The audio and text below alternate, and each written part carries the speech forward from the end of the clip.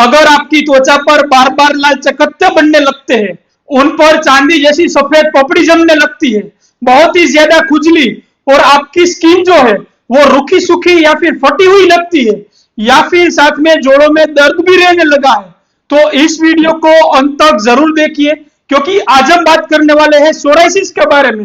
अक्सर लोग इसे साधारण स्किन एलर्जी, इन्फेक्शन या फिर ड्राइनेस समझ लेते हैं।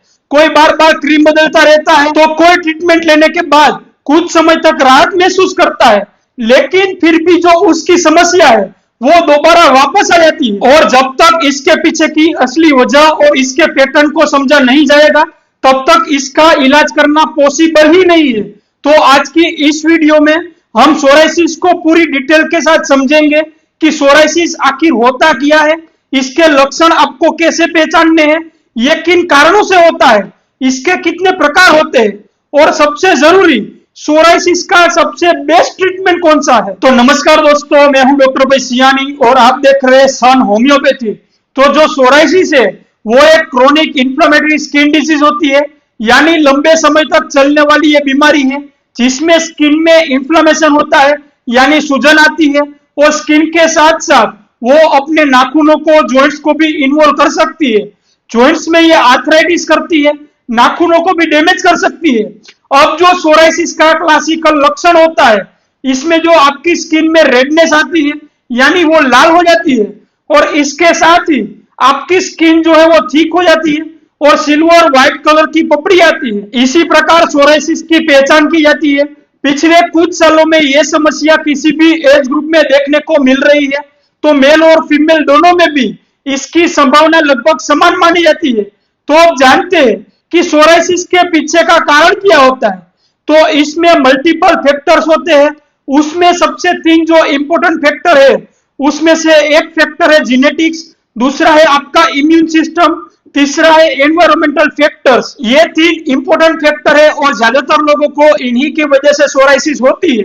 तो जेनेटिक्स में लगभग 30 से 35% के आसपास जो पेशेंट होते हैं उनमें फैमिली हिस्ट्री में किसी को ये हो सकता है, लेकिन इसका कोई ऐसा पर्टिकुलर टेस्ट नहीं होता है जिससे पहले से पता लगाया जा सके कि आने वाली पीढ़ी में सोराइसिस होगा या नहीं होगा, या फिर मुझे है तो मेरे रिलेटिव्स को सोराइसिस होगा या नहीं होगा। दूसरा फैक्टर है इम्यून फैक्टर। हमारी स्किन की जो सबसे ऊपर वाली लेयर होती है उसे एपिडर्मिस बोलते हैं, यानी जो आपको छूने से महसूस होती है वो लेयर, इसको स्ट्रेटम कॉर्नियम बोलते हैं। इसके अलावा एपिडर्मिस कुल 5 परतों से मिलकर बनती है और इसके नीचे डर्मिस वाली लेयर होती है जहां ब्लड वेसल और स्किन की महत्वपूर्ण कोशिकाएं मौजूद रहती है। जब इम्यून सिस्टम डिस्टर्ब होता है तो वो एपिडर्मिस को मैसेज देता है रैपिडली टर्नओवर बढ़ाने का, यानी उसके जो बनने की क्षमता होती है उसको वो फास्ट कर देता है। नॉर्मली अपनी जो स्किन होती है वो 30 से लेकर 50 दिन के बीच में वो चेंज हो जाती है। अगर एवरेज देखा जाए तो ये 50 दिन के अंदर जो अपना लेयर है वो दूसरे लेयर को रिप्लेस कर देता है। लेकिन यहाँ सोरियासिस में ये स्पीड, जो स्किन को रिप्लेस करने वाला स्पीड है, वो बहुत ही तेज हो जाता है और बहुत ही तेजी से यहाँ पर स्किन चेंज होती है। तो ये पहला डिस्टर्बेंस है स्किन का बहुत ही तेजी से बनना। दूसरा डिस्टर्बेंस इसमें आता है जो अपनी स्किन में नॉर्मली हमको पता ही नहीं लगता है कि 30 से 50 दिन के अंदर अपना स्किन लेयर शेड हो गया है और नया लेयर उसमें आ गया है। सोराइसिस में वो भी डिस्टर्ब हो जाता है। तो जो स्किन शेड होती है अपर लेयर की, डेड लेयर की, वो भी डिस्टर्ब हो जाती है और वो मोटी परत के रूप में शेड होने लग जाती है। एक सामान्य भाषा में समझे तो जो स्किन पहले 30 से 50 दिन में स्किन चेंज हो रही थी वो अब सोराइसिस में 4 से 5 दिन में, 7 दिन में चेंज हो रही है। अब अगर ये स्किन तेजी से बन रही है तो उसके जो निचले वाली लेयर होती है वो डर्मिस, उसमें भी बदलाव आते हैं, यानी डर्मिस के अंदर जो खून की नलियों की संख्या या फिर उसका आकार जो है वो बढ़ जाता है। उस एपिडर्मिस को ज्यादा काम करने के लिए, सपोर्ट करने के लिए बढ़ता है, तो ये चीज स्किन में लालपन लाने का काम करती है, यानी रेडनेस को भी बढ़ाती है और स्किन में थिकनेस को भी बढ़ाने का काम करती है। तो इस तरह से इम्यून सिस्टम डिस्टर्ब होकर स्किन में सोराइसिस होता है। और तीसरा फैक्टर है एनवायरमेंटल फैक्टर, जिसमें लाइफस्टाइल भी रिलेटेड है, जैसे स्मोकिंग और अल्कोहल। ये सोराइसिस के होने की संभावना को बढ़ाते हैं और अगर आपको सोराइसिस हो रखा है तो उसको फैलाने में ये रोल प्ले करते हैं। और दूसरे कई सारे फैक्टर्स हैं, जैसे obesity, stress, depression, anxiety, psychological problems, ये भी सोराइसिस को बिगाड़ने में हेल्प करते हैं। कुछ ऐसी दवाइयां होती है जैसे बीटा ब्लॉकर्स जो खास करके बीपी में काम आती है, लिथियम और कुछ एंटी मलेरियल्स, ये सारे सोरियासिस को स्टार्ट करने में रोल प्ले कर सकती है।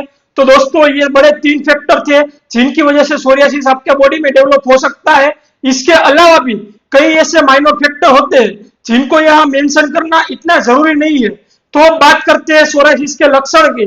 तो सोराइसिस का सबसे क्लासिकल लक्षण होता है उसमें रेडनेस यानी लालपन, चमड़ी में जो निशान बनते हैं उसकी थिकनेस, मोटापन और एक सिल्वर व्हाइट कलर की पपड़ी, सफेद कलर की मोटी पपड़ी जैसा दिखाई देता है। ये 3 इसके क्लासिकल फीचर्स होते हैं। सोराइसिस जनरली दोस्तों अपने बॉडी के कुछ ऐसे हिस्से होते हैं, उन हिस्सों पर ये ज्यादा देखने को मिलती है जैसे बॉडी प्रोमिनेंसिस, एल्बोस, नीज और लेग्स, और आपकी जो लोअर बैक है इन जगहों पर सोराइसिस सबसे ज्यादा देखने को मिलती है। कभी कभार सोराइसिस किसी किसी को सिर में से स्टार्ट होती है, कुछ सालों तक वो सिर में ही रहती है और सिर के बाद धीरे धीरे बॉडी के दूसरे हिस्सों में भी ये हो सकती है। कुछ मरीजों को सोराइसिस हथेली और तलवों से भी स्टार्ट होती है और फिर वो धीरे धीरे बॉडी के दूसरे एरिया को भी इन्वॉल्व करती है। कई लोगों में नाखूनों को भी सोराइसिस इन्वॉल्व कर सकता है।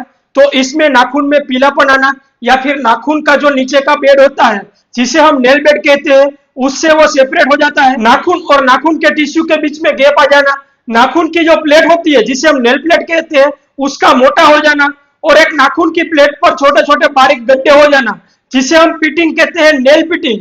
तो ये 4-5 कॉमन लक्षण है जिससे हम पता लगा सकते हैं कि ये सोरियासिस ही है, वो नाखूनों को भी इन्वॉल्व कर रही है या फिर नहीं कर रही। इसके अलावा सोराइसिस जो है वो ज्वाइंट को भी इन्वॉल्व कर सकती है। तो ये जनरली स्मॉल ज्वाइंट से स्टार्ट होती है, फिर उसके बाद बाकी की बॉडी के दूसरे ज्वाइंट को भी इन्वॉल्व कर सकती है। इसको सोरियाटिक आर्थराइटिस भी कहा जाता है। तो इसमें कई बार ऐसा होता है कि पहले इसमें आर्थराइटिस होती है, उसके कुछ सालों बाद स्किन के जो लेशंस डेवलप होते हैं, और ज्यादातर समय ऐसा होता है कि पहले ये स्किन में से स्टार्ट होती है, फिर उसके बाद जाकर उसमें सीवियर फॉर्म होता है, तो ये फिर जॉइंट को भी इन्वॉल्व कर सकती है। इसके अलावा किसी मरीज में सोराइसिस नॉर्मली बॉडी प्रोमिनेंस पर ज्यादा देखने को मिलती है, किसी किसी में ये बॉडी फॉल्स में ज्यादा होती है जिसमें अंडर आर्म, ग्रोइन एरिया इसकी मोस्ट कॉमन साइट है। स्किन में जो सोराइसिस होती है उसमें उसके लाल पपड़ीदार मोटे निशानों के अलावा जो सिम्टम आ सकते हैं वो उन निशानों में खुजली भी चल सकती है और कभी कभार उन निशानों में दर्द भी हो सकता है। तो इचिंग और पेन ये सोराइसिस में स्किन के निशानों के संबंधित सिम्टम साथ में हो सकते हैं। अब बात करते हैं सोराइसिस के टाइप्स की। तो जो सबसे कॉमन टाइप है वो है प्लेक सोराइसिस। तो प्लेक सोराइसिस में भी स्मॉल प्लेक और लार्ज प्लेक ये डिपेंड करता है प्लेक की साइज के ऊपर। अगर ये 3 सेंटीमीटर से छोटा है तो ये स्मॉल प्लेक सोराइसिस है, और ये 3 सेंटीमीटर से बड़ा है तो ये लार्ज प्लेक सोराइसिस है। और अगर ये लंबे टाइम से बीमारी चली आ रही है तो फिर उसे क्रोनिक प्लेक सोराइसिस बोलते हैं। तो इसमें चौड़े चकत्ते बनते हैं, जैसा मैंने बताया, लाल पपड़ीदार मोटे निशान बनते हैं बॉडी के उन साइड पर, जैसे body prominences, leg, forearm, lower back, इन जगह पर सबसे ज्यादा ये बनते हैं। स्काल्प में भी ये हो सकते हैं, कभी कभार बॉडी में बिखरे हुए हिस्से में भी ये ज्यादा प्रेजेंट हो सकते हैं। इसका सेकंड टाइप होता है ग्यूटेड सोराइसिस। ग्यूटेड सोराइसिस जनरली बच्चों में सबसे ज्यादा देखने को मिलता है, या फिर ये कह लीजिए 10 से 20 साल के बीच में जो एज होती है उन लोगों में ये सबसे ज्यादा देखने को मिलता है। ज्यादातर समय पर अपने स्किन में जो स्ट्रेप्टोकोकल इन्फेक्शन होते हैं जिसमें हल्का फुल्का गले में खराश, खांसी, जुकाम या फिर टॉन्सिलाइटिस हो गया या दांतों में कोई भी इन्फेक्शन हो गया, इसको ये फॉलो कर सकता है। उसके 15 से 20 दिन से लेकर महीने पर बाद में भी ग्यूटेड सोराइसिस टाइप डेवलप हो सकता है। तो इसमें और प्लेक सोराइसिस में डिफरेंस क्या होता है कि जो ग्यूटेड सोराइसिस है उसमें जो निशान बनते हैं वो थोड़े छोटे होते हैं, उनमें पपड़ी भी थोड़ी पतली होती है, और जो संख्या होती है वो बहुत सारी होती है, यानी पीठ पर, जैसे पीठ इसकी कॉमन साइड है, उसके बाद कंधों के आसपास, कमर के साइड में, पीठ पर, इन सारी जगहों पर भर भर के निशान होते हैं। संख्या बहुत ही ज्यादा होती है और सारे के सारे निशान जनरली बहुत कम समय में डेवलप होते हैं। कंपेयर टू प्लेक सोरियासिस ये जल्दी ठीक भी हो जाते हैं। इसका तीसरा टाइप है पुस्चुलर सोराइसिस। तो इस सोराइसिस में जो प्लेक सोराइसिस था उसी के निशानों में पुस्चुल डेवलप हो सकती है। तो ये पुस्चुल्स किसे कहते हैं? पुस्चुल्स यानी पीले पदार्थ वाले जो दाने होते हैं, तो वो पदार्थ का मतलब इन्फेक्शन नहीं है, इन्फेक्शन वाले दाने नहीं होते हैं। जो दाने बनते हैं उसमें वो फ्लूइड होता है येलो पदार्थ वाला, यानी पस जैसा होता है, इसीलिए इसे पुस्चुलर सोराइसिस कहा जाता है। तो ये डेवलप होता है उस टाइम पर फीवर भी हो सकता है, जॉइंट पेन हो सकता है, बॉडी एक हो सकता है। पेशेंट थोड़ा ये समझिए कि ज्यादा बीमार हो सकता है। तो प्लेक सोराइसिस पुस्चुलर सोराइसिस में भी कन्वर्ट हो सकती है, और पुस्चुलर सोराइसिस खुद अपने आप भी स्टार्ट हो सकता है बिना प्लेक सोराइसिस के बने। एक और ऐसा सोराइसिस का टाइप होता है जिसे एरिथ्रोडर्मिक सोराइसिस कहा जाता है। अब ये थोड़ा साइंटिफिक टर्म है, लेकिन आप इसमें बेसिकली इतना समझिए कि जब सोराइसिस से 90% से ज्यादा बॉडी इसमें इन्वॉल्व हो जाती है तो इसको एरिथ्रोडर्मिक सोराइसिस बोलने लग जाता है। यानी पूरा बॉडी जब इन्वॉल्व हो जाता है, रेड हो जाता है, तो इसे एरिथ्रोडर्मिक सोराइसिस कहा जाता है। तो एक होता है नेल सोराइसिस, जैसा मैंने आपको आगे वीडियो में बताया है। उसमें नाखून की प्लेट का मोटा हो जाना, नाखून की प्लेट का और नाखून के बेड का सेपरेशन हो जाना, और नेल प्लेट के ऊपर छोटे छोटे बारीक गड्ढे हो जाना, पिटिंग इसे बोलते हैं। नाखून के अंदर हल्का सा येलो स्पॉट बन जाता है, या फिर कुछ लाल छोटे ब्लीडिंग पॉइंट्स भी इसमें नजर आते हैं, और नाखून भी टूट जाते हैं। और ये सब नेल सोराइसिस के लक्षण होते हैं। एक पामोप्लांटर सोराइसिस भी होती है, जिसमें पाम मतलब हथेलियों में, प्लांटर मतलब तलुओं में, ये जो लिमिटेड रहती है। पामोप्लांटर सोराइसिस में पाम और सोल के लेवल पर ये होती है, तो उसमें चमड़ी का मोटा हो जाना, कट लग जाना, फिसर पड़ जाना, दरारें पड़ जाना, और मोटी मोटी पपड़ी आना। और यही जो निशान है वो दोनों साइड भी डेवलप हो सकते हैं। तो इसमें जनरली जो तलवे का बीच का हिस्सा होता है, जो जमीन पर टच नहीं होता है, उन जगहों पर भी ये निशान बन सकते हैं। तो ये जो क्रैक हुई हील होती है, क्रैक सोल होते हैं, या फिर पाम्स हो गए, ये कभी कभार डिसेबिलिटी को भी क्रिएट कर सकते हैं। दर्द की वजह से डेली जो एक्टिविटी रहती है उसमें भी प्रॉब्लम आ सकती है। कभी कभार सोराइसिस पूरे लाइफ टाइम में केवल स्काल्प में ही लिमिटेड हो सकता है, तो उसको हम स्काल्प सोराइसिस भी बोल देते हैं। उसमें माथे में मोटी पपड़ी आना, लाल निशान होना, बहुत ही ज्यादा खुजली करने पर यानी स्क्रैचिंग करने पर कभी कभार ब्लीडिंग भी नजर आ सकता है। एक सेबोसोराइसिस टर्म होती है, उसमें क्या होता है, जब आपकी डेंड्रफ यानी सेबोरिक डर्मेटाइटिस और सोराइसिस दोनों एक साथ मिक्स में प्रेजेंट होती है, तो उसे सेबोसोराइसिस बोला जाता है। तो इन केसेस में जनरली स्काल्प, ईयर, गर्दन या आपकी गर्दन के आसपास की जो हेयरलाइन होती है, उसकी जो बॉर्डर होती है उसके आसपास और चेस्ट के बीच में अपर बैक पर जो सेबोरिक साइड होती है, वहां पर ये सोराइसिस देखने को मिलता है। उसको सेबोसोरियासिस बोल दिया जाता है। एक और टाइप भी अपना होता है सोरियाटिक आर्थराइटिस, जिसमें जॉइंट इन्वॉल्व होते हैं। तो अब हम उस हिस्से पर आते हैं जिसको आपके लिए जानना बेहद ही जरूरी है, सोराइसिस का ट्रीटमेंट।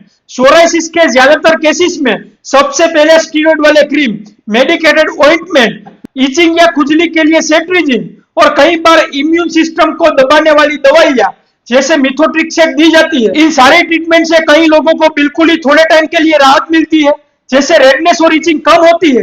लेकिन जैसे ही पेशेंट ये दवाइयां बंद करते हैं, सिम्टम दोबारा दुगनी तेजी से वापस आने लगते हैं। खासकर लंबे समय तक स्टीरॉइड क्रीम का लगातार उपयोग करने से स्किन का पतला होना, सेंसिटिविटी बढ़ना, बार बार फ्लेयर अप होने जैसी समस्या भी देखने को मिलती है। तो फिर इसका परमानेंट सॉल्यूशन क्या है?